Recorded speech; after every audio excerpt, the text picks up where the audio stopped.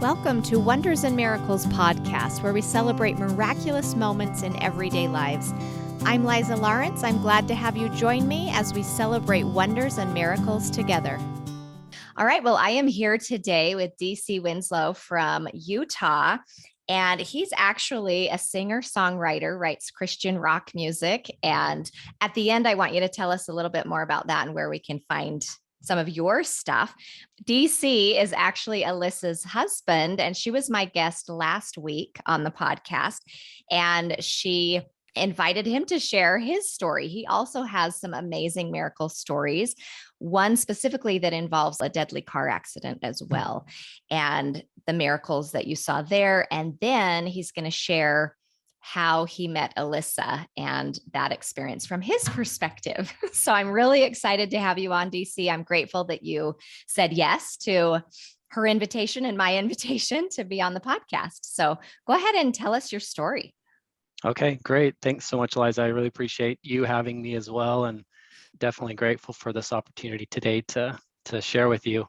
When I was younger, I'd say teenage age, I wasn't super active in church or God or things like that. I mean, my family, I grew up, I was raised going to church with my family, and my parents are very religious and they're very active. You know, I kind of had a stage where I sort of became a little rebellious, and I had watched my oldest brother. He's about 3 years older than me. He's a sport nut. I'm more of a musician. I'm more of the creative type. So I watched him start to play football, and he started working out, and he started, getting really big, and then we started to fight, just like not get along. About the time he was, I want to say 19, 20, he decided to serve a mission for our church. So he submitted his application to be a missionary, and he got this calling to go to Brazil. When he left to Brazil, I specifically remember thinking, good riddance. Like, I hope something bad happens to you there. I hope there's an earthquake or something. I just hope you never come back. I just thought, good for you and bon voyage, took over his room, took over his stuff. And when he came back, I remember when he came home, he was so different. And I couldn't put my finger on it, and it bothered me how different he was. I just thought, culture shock, and he's out of it. It'll wear off. And I watched month after month after month of this person, of who I thought he was. And that person never came back. That person that I was so excited to see leave, he never came back. My brother came back, but as a completely different person. And it bothered me so bad because I couldn't figure out what had happened. What happened to him? What changed him? And I wanted to know. So for a good amount of time, I thought, okay, well, maybe it was this missionary thing. Maybe being a missionary changed him somehow. And so I thought, I'm going to look into this. And so I started going back to church and actively participating and caring about God and about prayer and being a good person, being kind and honest. And I started caring about that and making that a priority. And I decided that I wanted to do this missionary thing myself. So I submitted my application, and I got a call to serve as a missionary in San Francisco, California. So I thought, okay, hey, San Francisco, that sounds cool. It sounds fun. I love California. So in our church, when you go on a mission, you go first to this training center for several weeks, and they kind of teach you what to expect being a missionary, and you practice teaching or preaching the gospel, or how to approach people, those types of things, just really basic stuff. And I had a great time there. It was a wonderful experience, very powerful opportunity to draw yourself as near to God as you can. And so for me, that was a very enjoyable time there in that training center. And I thought, okay, I can do this. My brother did this, I can do this. And it changed him. Maybe this can do wonders and miracles for me, right? And then I got to San Francisco. It's in the US. I'm a US citizen, right? This has got to be okay, right? This is a recognizable place. And yet it was so different being there as a missionary. I expected people to be really kind to us and just, respectful. And it was not that way, not for me. We had people spit on us, cuss us off their porch, hose us down, sick their dogs after us, call the police. We had weapons pulled on us. I got run off the road by cars a couple times. People literally Oh, pulled their car off the road up onto the sidewalk and attempted to, like, I don't know what they're going to do, run us over or wow. something. And it's like, this isn't what I signed up for. This isn't what I want to do. And I got pretty mad early on, and I don't recommend doing this, but I gave God an ultimatum. I said, hey, wait a second. And this is via prayer, mind Right. you, so I'm reverently speaking to God in my mind, and I'm like, hey, God, like, I've got a bone to pick with you. This isn't like, I'm here doing your work, and what gives? Because this is miserable. What did I get myself into? And so I really started to focus in and just said, look, God, I'll give you 6 weeks. As a missionary, we have these transfers set up in time periods, and 6 weeks was the transfer, right? After 6 weeks, you either go to a new area or you get a different companion to work with or whatever. And I thought, okay, I'll give you 6 weeks and I will do my part, which means I will show up, I will obey all the mission rules, I will go out, I will knock on doors, I will street contact people, which is way outside my comfort zone as an introvert. I will set up meetings and preach in the streets and do whatever it is you want me to do to bring people to God and bring people faith. But I need a reason to stay, and I need a powerful reason to stay, because otherwise I'm out of here. I'm not doing this. I kept my commitment. I did that. I woke up every day. I prayed. I studied the scriptures. I memorized scripture. I studied lessons. I went out. We knocked on doors. We got spit on more. We got cussed out more. We had things stolen from us more. And, the misery for me continued. But I kept doing what I felt was my end of the deal. And this 6-week time frame I set for God, it came and it went, and nothing changed. It felt the same for me. I said, I don't think I can keep doing this. Where are you, Yeah. God? I mean, I know you have to be there. You have to be.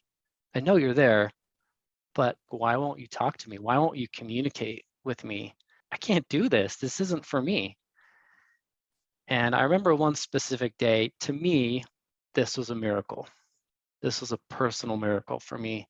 I woke up, rolled out of bed, laid on my, was on my knees, praying half-heartedly because my spirit is just so down and just so beaten that I said the words and I did what I told him I would do, but very half-heartedly. Studied, did my thing, and then it's breakfast time. And I slowly wandered into the kitchen that we had. All we had to eat are these cheap Safeway brand Eggo waffles, frozen. I'm like, it's the worst breakfast. I go and put 2 Eggo waffles in the toaster, and I push the button to engage the toaster to start toasting my waffles. And it was as if that button on the toaster was like a download button from heaven.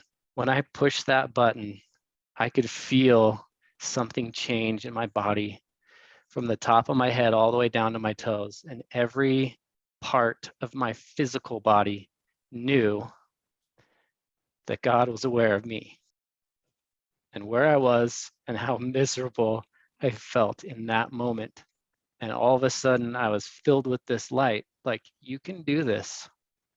I know it's hard, and I am with you. It felt like I was hit by a bus of the Spirit. I love that. I feel like I was run over with a bus instantly, just bam. And from that moment, that very moment, I knew, okay, I got this. I can do this. And I wish I could say, Liza, that from that moment, things got easier. They continued to be challenging. They continued to be hard. And yet, I knew that I could do them. And I knew that God knew that I could do them. And that gave me strength. And that gave me power to do things that I thought beforehand were impossible. Now they're not impossible anymore. And so that's kind of where I like to start and preface my story. So I'm on this mission, right? I continued to work and continued to do everything I could. And I felt like, oh, I'm making good progress. And even though this is hard, we're helping people, we're finding people that want to be taught and want to find God and that want to change their lives. And it was becoming this good experience all of a sudden, even though it's hard. And so I started getting in this rhythm like, oh, this is okay. And then I got transferred to a different area it's on the coast. It's called Half Moon Bay, California. Beautiful area down this Pacific Coast highway stretch. There's a Highway 1 that goes all the way down the coast of California. And I was with a new companion, and he's a cowboy from Wyoming. And in our mission, they had this hierarchy where it's like one of the missionaries is in charge, and so they call him the senior companion. And usually it's someone that's been out longer. I'd been out less than 6 months, and he'd been out about a year and a half. And so he's the senior companion.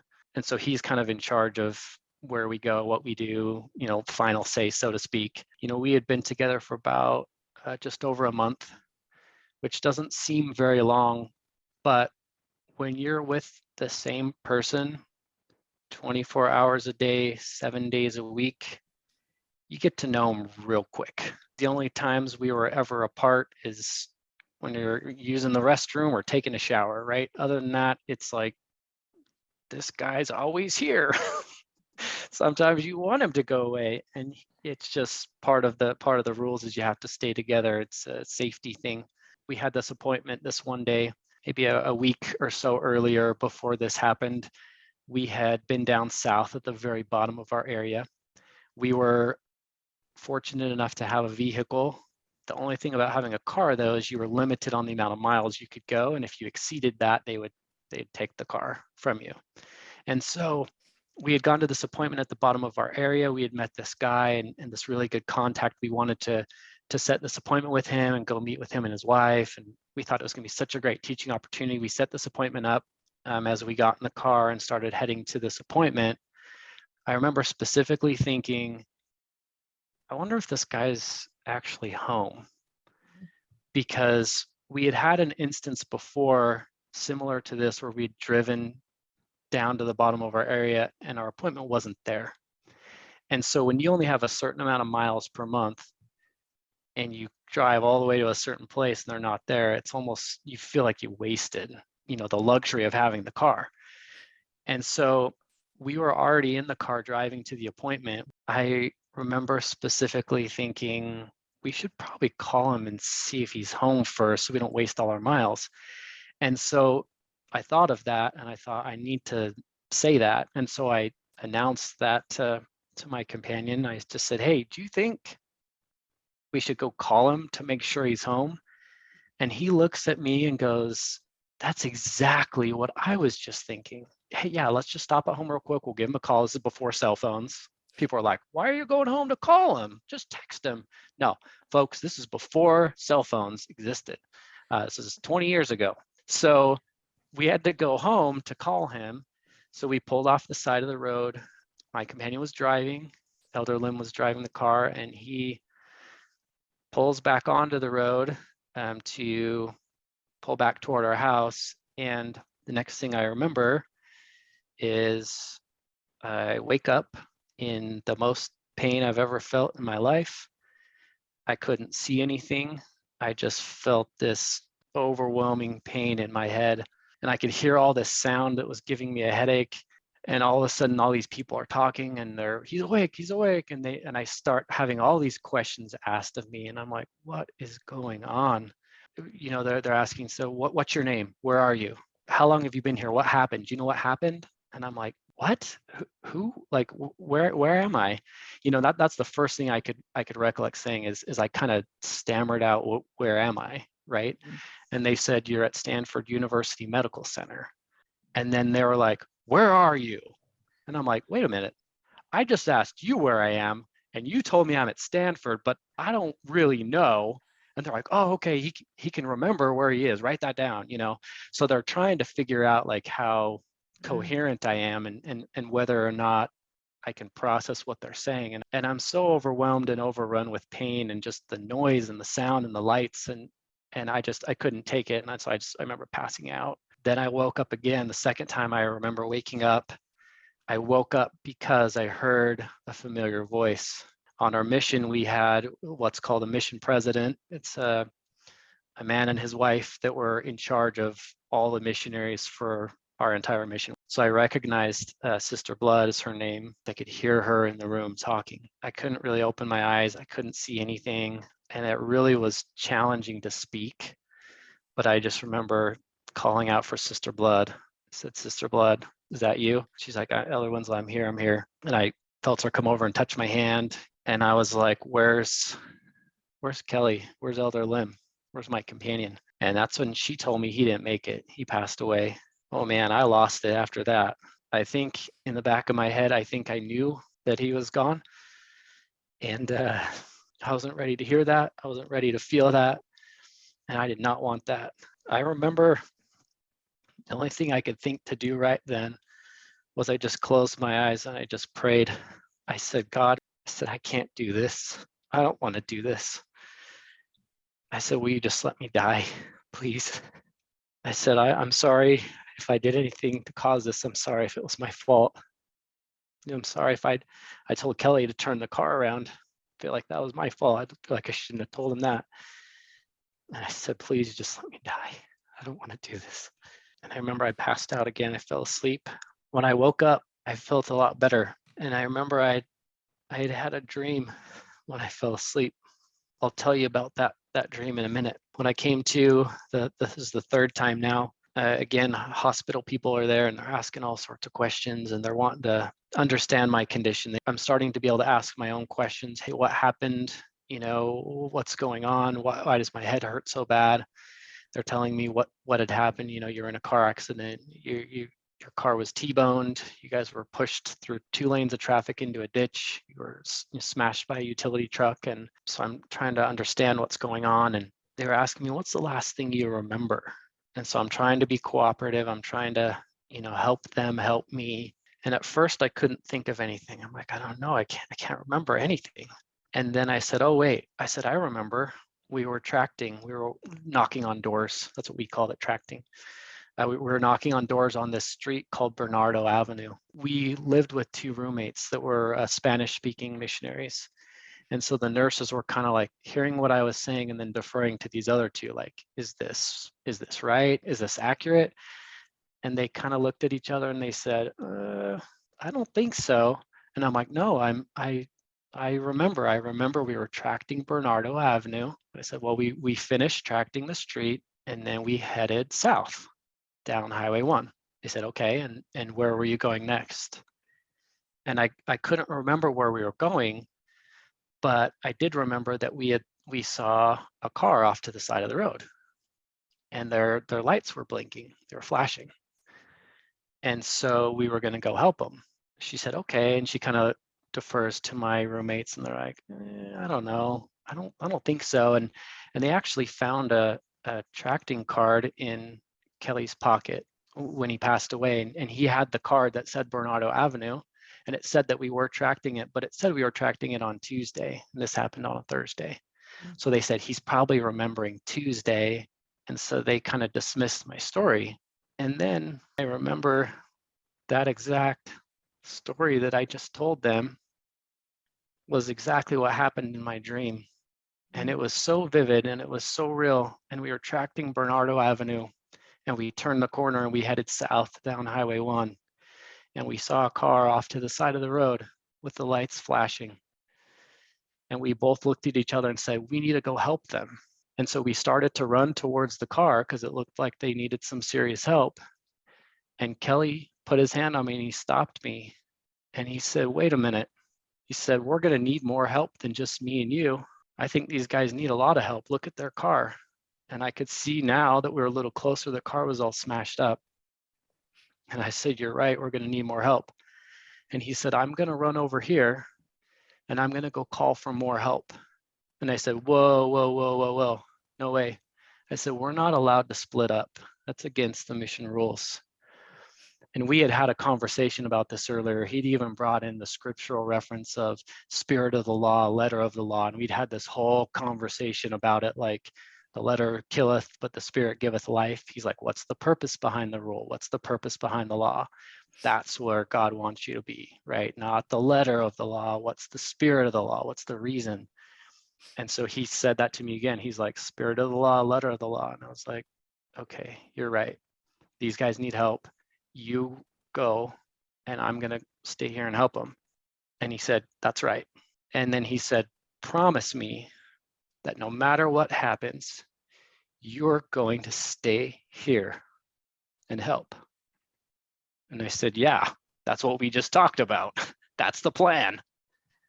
And he said, no, promise me that no matter what happens, you are going to stay here and help. And I'm going to go call for more help. And I said, yeah, why do you keep repeating yourself? I get it, man. And he's like, okay, as long as you promise. But yeah. So I start running, he starts running.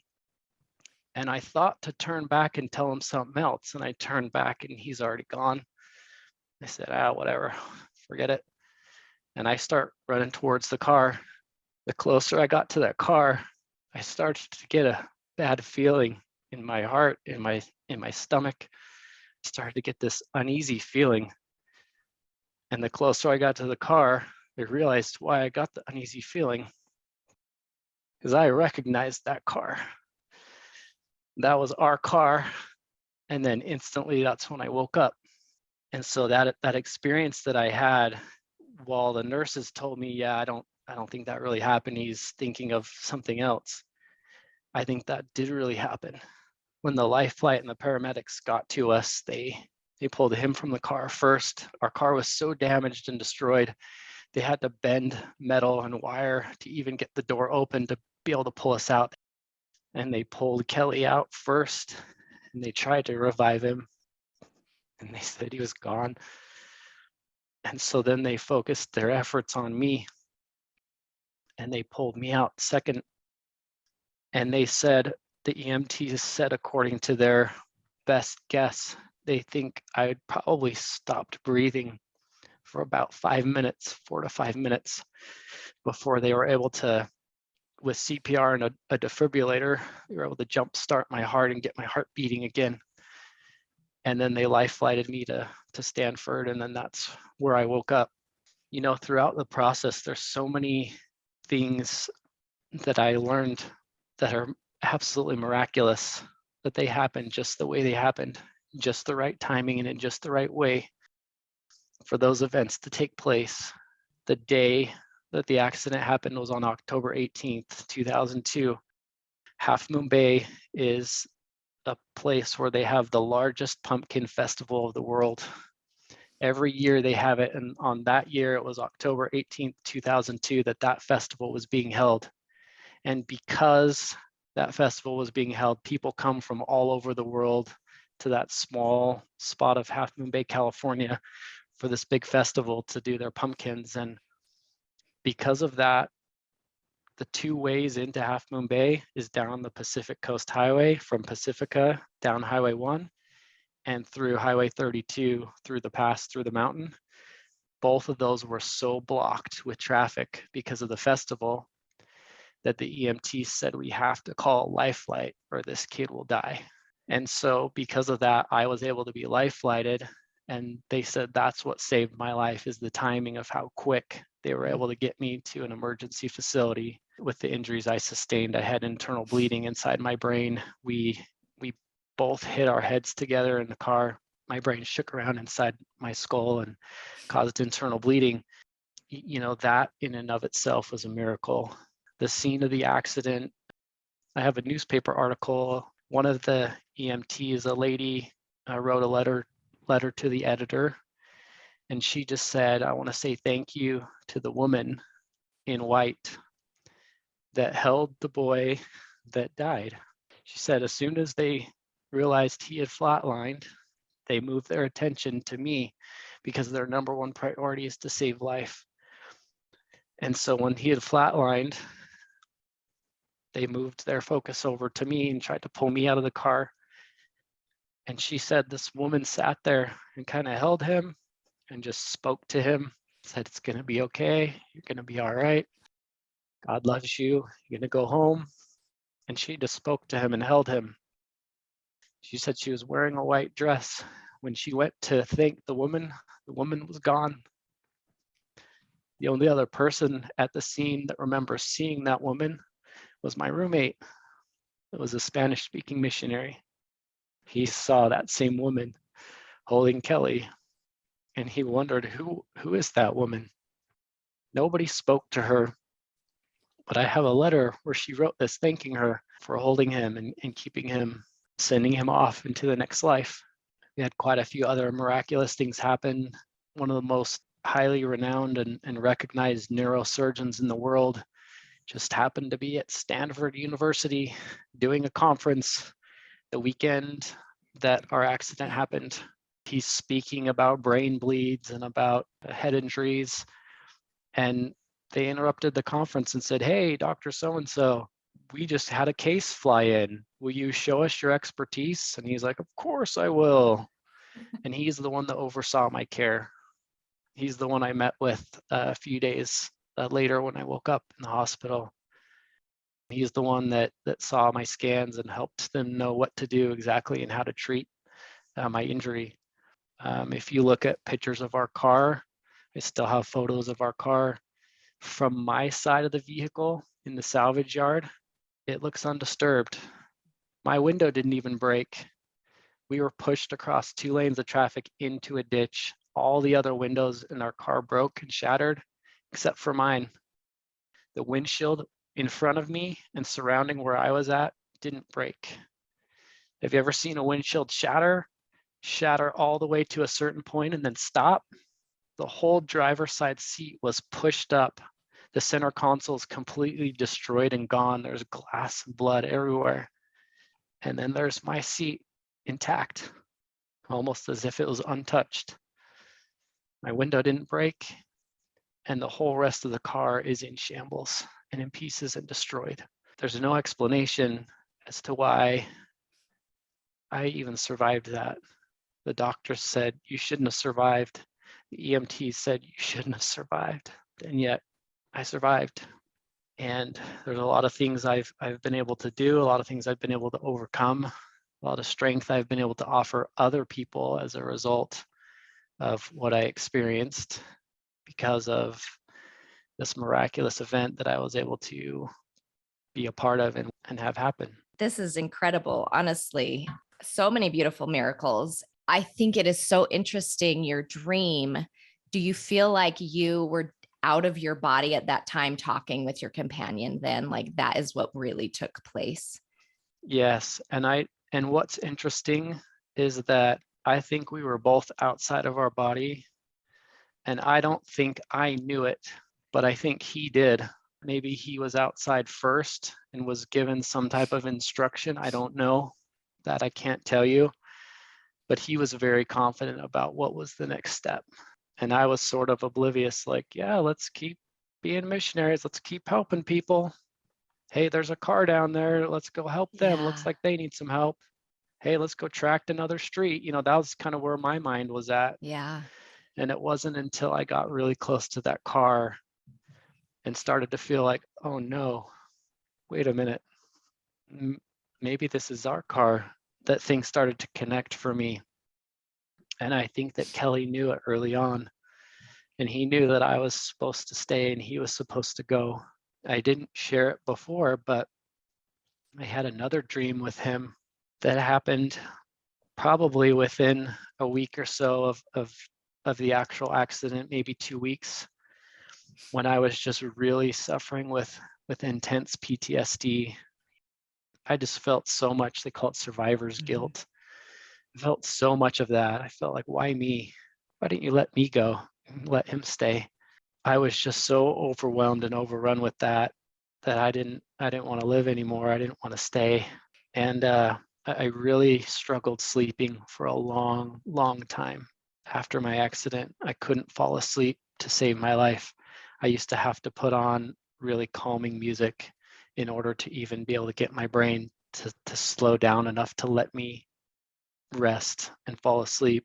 And I remember this dream I had, and after this dream, I was finally able to sleep. soundly without music anymore. The anxiety attacks I was getting went away. But I had this dream.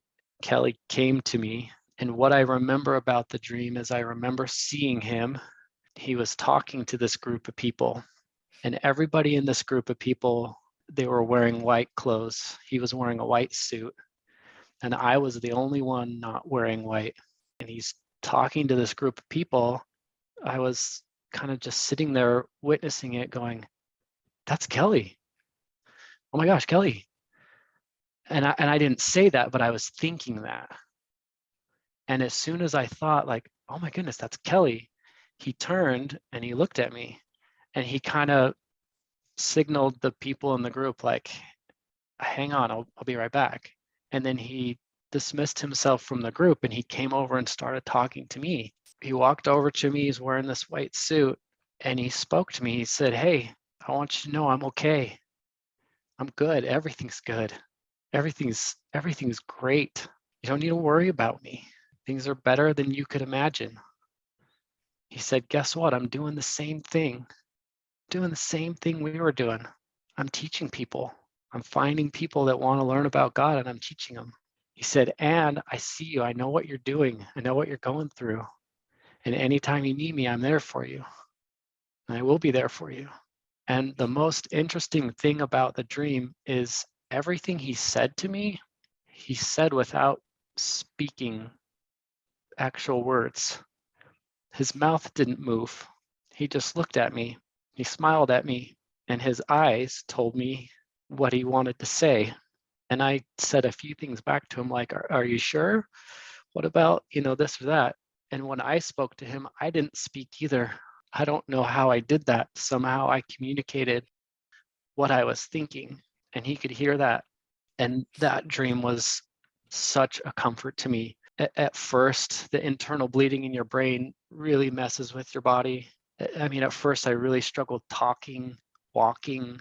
I mean, we're talking basic things. With this experience, it brought so much peace and reassurance to me that just like before that other experience with the toaster, I felt like God has me. He knows me. He knows I'm here right now. This was part of his plan, and it's okay. It's okay that it hurts. It's okay that it's hard, and I can do this. That's been something I've held on to my entire life, every day of my life since. They ended up sending me home from my missionary service early, which is not what I wanted, but the doctors said there's just no way you can recover. He said you have to sleep, you have to go home and rest and sleep. That's the best thing for your brain and your body right now. If you're out there pounding pavement, you're gonna destroy your body and it'd ruin your chances of recovering. He said you're a walking, breathing miracle as it is. Let's not push your luck. And I'm like, okay. So they sent me home. And fortunately, I was able to go back. After about 3 months of recovery, I was able to go back and finish serving. I remember a specific moment. We were teaching this family. I was training a new missionary, so I was with a newer companion. I remember during the lesson, I remember just having this distinct impression and feeling that Kelly was there in the room. And the feeling was so distinct, I could even tell you where in the room he was sitting. That's how strong the feeling was. The feeling wasn't just he's in the room, it's he's in the room and he's sitting right there. Mm-hmm. And then my brain's going, no, he's not. I don't see him. And when we left that appointment, my new companion that we were working with said, that was a good lesson. You know what was weird about it? And I was like, what's that? And he said, I got this feeling that your companion that died was there. And my eyes kind of went wide, like, okay, wait, what? In the scriptures, God often says, in the mouth of 2 or 3 witnesses, every word will be established. Sometimes it's in your head and your heart. Sometimes it's in your heart and somebody else's heart. But God will always reveal himself in more than one way if it's the right thing. Those are lessons that just I've held on to my whole life. I don't think one day has gone by in my life since that accident that I haven't thought about Kelly. it's not a sad or remorseful. It's not, I mean, it was at first for several years after. It's more of like a helpful feeling, right? A hopeful feeling. And I feel like anytime I'm stuck or need help with something, I feel like I can call on him and just say, hey, Kelly, I need your help, dude.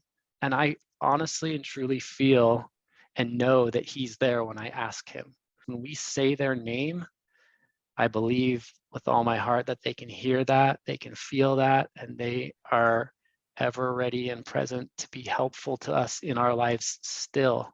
I mean, 20 years later, in my office here, you can't see it, but on the wall, I've got what's called my angel wall. I've got a picture of Kelly. We've got a picture of my wife's Ryan and Evie that passed away, my grandparents that have gone. You know, I want to remember them, and I want them to be an ever present part of our lives, even though physically they're not here. They are still with us. I truly believe that too, that our loved ones that have passed on are intimately involved in our lives and ready to help us when we need. I love that you have had direct experience with that. Do you feel like after this experience, did it enhance your spiritual gifts? Did you feel like you had new awarenesses of spiritual things after this? Absolutely. Yeah, definitely. That there's something to be said about experiences, and especially what we sometimes in life deem as a negative experience or a tragic experience or something challenging. It's often in those most challenging experiences that's where we actually find God. That's where we see him. It's been a building block and a stepping stone for me in my life to remember that every time something gets hard, it's like, okay, yeah, this is getting hard, and that means God's with me. God's here. I can do this. We're in miracle territory right here, right? Because things are getting hard, things are getting real, and that's where God shows forth his power and his work. I love that.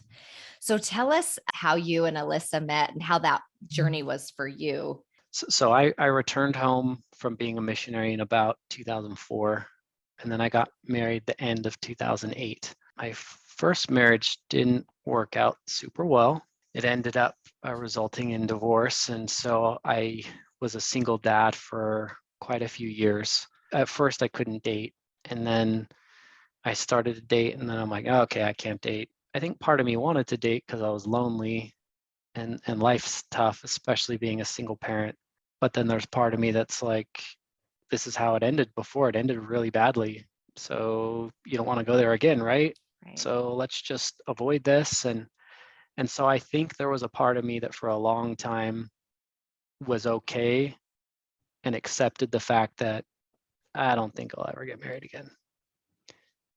And so occasionally I would go on dates. People in my family and in my life were always trying to set me up with somebody. Oh, you should go out with so and so. And so I'd go on a date just to sort of appease people. And I went on a lot of first dates. I am an expert at first dates. My first date was always smoothies or ice cream because they're open late. It's a public place, easy to meet, and you can bail after 15 minutes if it doesn't go well. For some reason, when I met Alyssa, we met online, but for some reason I broke my first date rule, which is ice cream or smoothie, and invited her to dinner. Now, I can't explain why I did that other than I felt like I should take her to dinner instead. So we're meeting for sushi, and the date goes just stellar, goes really well. She's super cute. She's really kind. And immediately I started asking her about her story because she said on her thing she's a widow and she lost one of her daughters. And I'm like, oh my goodness, what an experience. And so I just thought, okay, let's talk about that. Let's get that out of the way. I want to know. And so she kind of shares hers, and I sort of told her about my experience, and we were just like, wow, we've both been through some crazy experiences. And what's even interesting about that is, so her daughter that survived, Kea had the exact same injury that I had. That's from amazing. mine. She had internal bleeding in her brain. She had a closed head brain injury. And so anyways, that was just something small and interesting. But I remember after the date, when I was driving home, I was just kind of thinking about how it went. And I was like, man, that was a lot of fun. Like, she's a really cool girl. I definitely want to go out with her again. And I'm like, wait a minute, I do? This isn't my thing. I never want to go out with somebody again. I'm always a one date guy. And then as I'm sort of thinking about that, this other thought comes to me that's kind of like, thank you for taking Alyssa out. And I was like, wait, what? Thank you for taking Alyssa on a date. And I just kept hearing that same thing. No, thank you. I want to say thank you for taking her on a date and like treating her so well, and having like talking to her about her experience and sharing like she had a great time. Thank you for taking her. And I was like, yeah. I'm like, what's happening right now? What's happening? I just kept having this voice, this feeling. Thank you for taking her. And then I started to think about it, because here's what's funny, Liza, is it's like you hear me telling you this, right? But what's interesting is as this is unfolding in my mind, I'm not getting it. Like it's not connecting. I'm just hearing this voice saying, thank you for taking her. And I'm like, yeah, sure, you got it, no problem. And all of a sudden it clicks. Oh my goodness, Ryan's thanking me. So here's this lesson that I learned from my accident, right? This ability to hear a voice that's not your voice, that's outside of you. And so I had that experience, and I had another experience similar to that one later on after we had been dating for several weeks. You know, we started to date, we started to hang out, we finally introduced the kids to each other, and things are going well. I met her parents, she met my parents, and everybody likes each other. We get along. It's, you know, things are just going, and I'm just like, is this really happening? Like, I thought I'd never get married again, but I think maybe I'm gonna get married again, and I don't know, you know. So I'm excited, but kind of like nervous at the same time, and scared, and whatever. So I'm just trying to process everything that's going on and think about things, and of course, in our church, we get married for not just this life, we get married for time and all eternity. Inside our temples, there's a ceremony that's called the sealing. They not only marry us for this life, but marry us for eternity. And so people in my life that were familiar with my beliefs and members of my church would say to me, well, are you sure you want to marry Alyssa? Because you know she's already married and sealed for eternity to Ryan, her husband that passed away, right? And I'm like, yeah, I know. And they're like, doesn't that bother you? And I'm like, I don't know, I guess, maybe. And they're like, well, have you thought about that? And I'm like, well, of course I've thought about it. And they said, well, what are you going to do about that? And I'm like, I don't know, but it feels right. Everything's going well. And so I continued to ponder on it. And I remember one day there was this walking path out by my house. I would often go out there with my buddy and we'd just hang out or go running or jogging or whatever. But it was a good place to just kind of disconnect and be alone. So I'm down there one day, just thinking, pondering about stuff, thinking about Alyssa and how well things are going. And this thought comes to me: what would you do if you were married to the love of your life and then you died? And I thought about that and I was like, if I was married to the love of my life and I died, I said, well, first thing I would do is I would want to find somebody to take care of my family. I would want to find somebody to take care of them. I would want it to be a good man, an honest man, someone that can help them, support them, and make them laugh and experience life with. I wouldn't want her to be alone. And as I answered that question in my mind, I had a thought that said, yeah, that's exactly right. And again, I felt the impression that Ryan was speaking to me. And that sort of made me go, whoa, wait a second. You mean we didn't just meet by accident? Did you have some part of this? Was there somehow that you were able to connect us? And I don't know the answer to all those questions, but I have feelings about what I think about it, what I believe about it. There's an interesting reference in the scriptures that talks about a prophet fulfilling a certain commandment of God. And he's describing the experience. This is something that's going to be very challenging. The specific words he uses in the scripture verse is he says, I was led by the Spirit, not knowing beforehand what I would do. And that verse of scripture has just become my beacon for everything in life. Back to that question that people asked in my life, like, hey, what are you going to do? You're not going to be sealed to Alyssa. You won't be married to her forever. Yeah, maybe not. But I know that God knows how things work out, and I trust him. Well, yeah, but how are they going to work out? I don't know.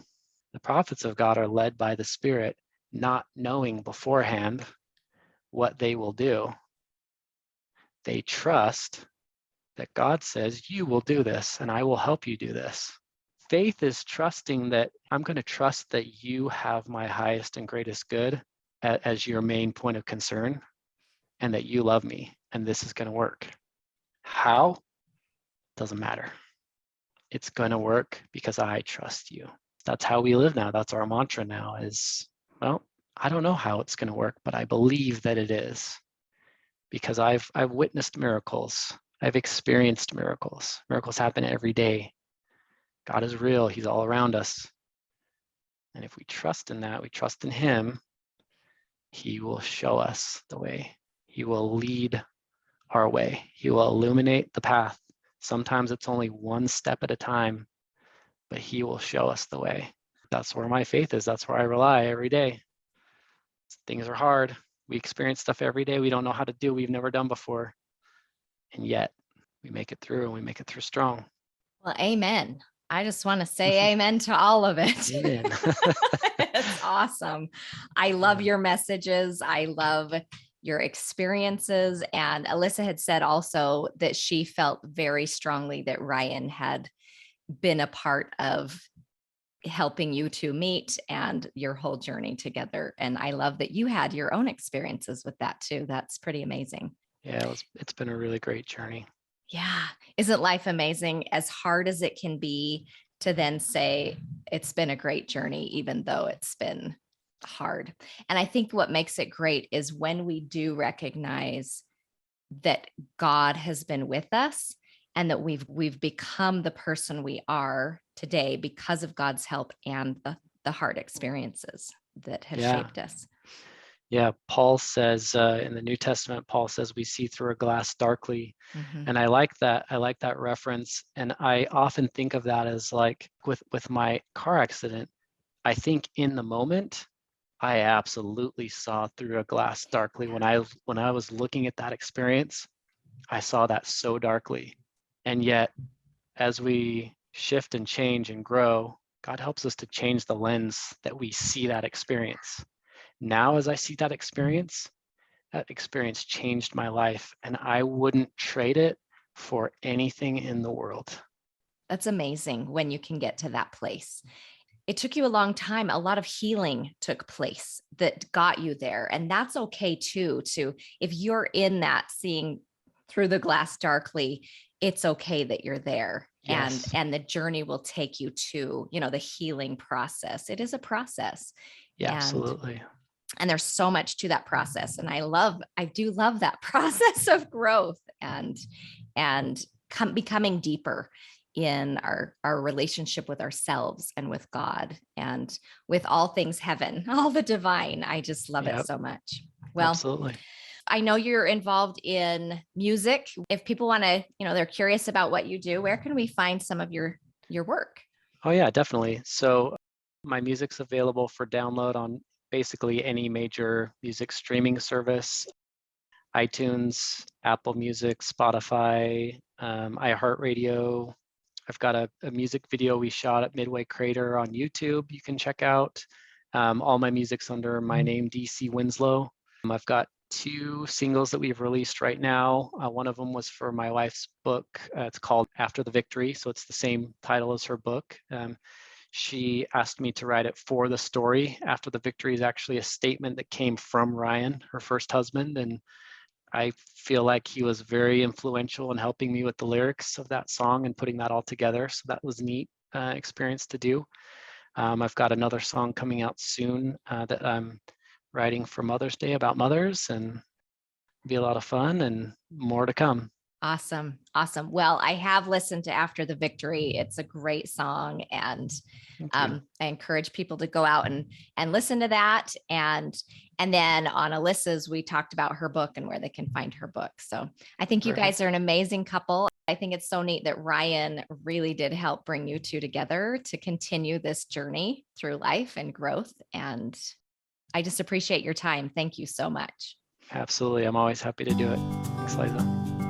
Thank you so much for listening to this miracle story. Please subscribe to my channel if you liked it. You can also find me on iTunes, Stitcher, Spotify.